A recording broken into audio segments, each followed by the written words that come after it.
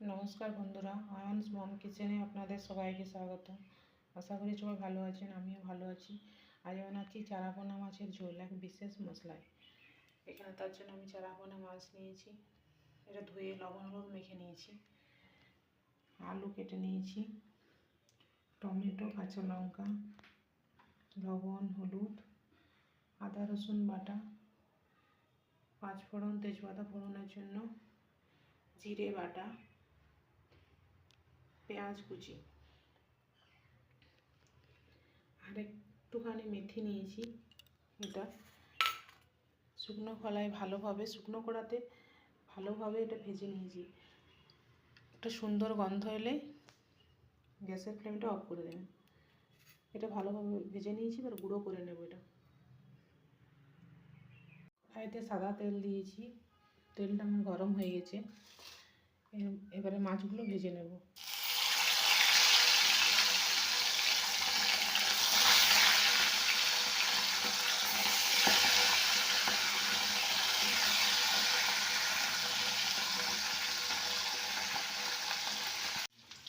মাছগুলো আমার ভাজা হয়ে গেছে, তুলে নিয়েছি।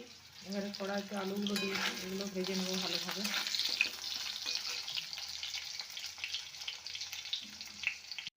আমার আলুগুলো ভাজা হয়ে গেছে, এখানে তুলে নিয়েছি। এবার ওই তেলে পাঁচফোড়ন তেজপাতা দিয়ে দিলাম,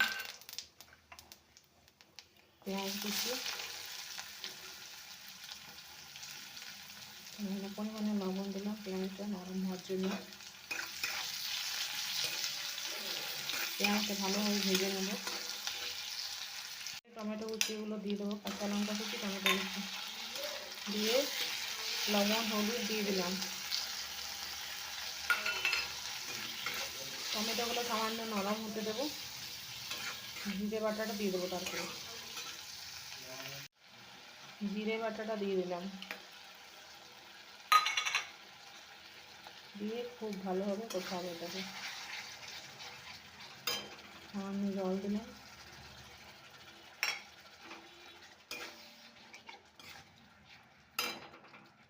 সামান্য পরিমাণ চিনি দিলাম,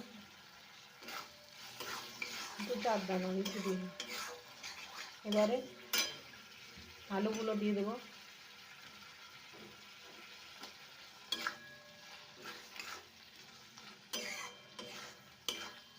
একটু সামান্য একটু কষিয়ে নেব।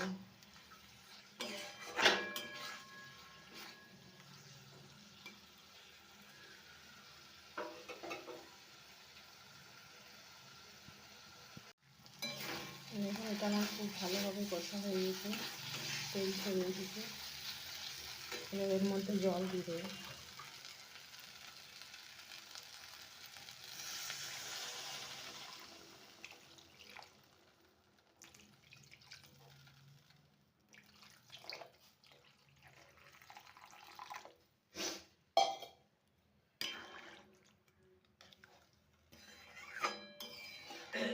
খুব ভালোভাবে ফুটিয়ে নেব। বন্ধুরা দেখুন, ঝোলটা আমার খুব ভালোভাবে ফুটে গেছে, জল দিয়ে দিয়েছিলাম। এবার এর মধ্যে মাছগুলো ছেড়ে দেবো।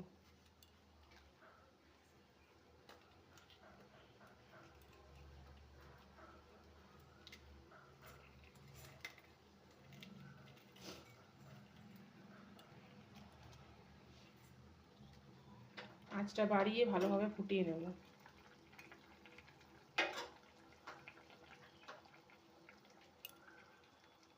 মাছের ঝোলটা আমার হয়ে গেছে, গ্যাসের ফ্লেমটা অফ করে দেব। যে মশলাটা আমি রেডি করে রেখেছিলাম মেথি, সেটা গুঁড়ো করে নিলাম, ওটাই দিয়ে দিচ্ছি।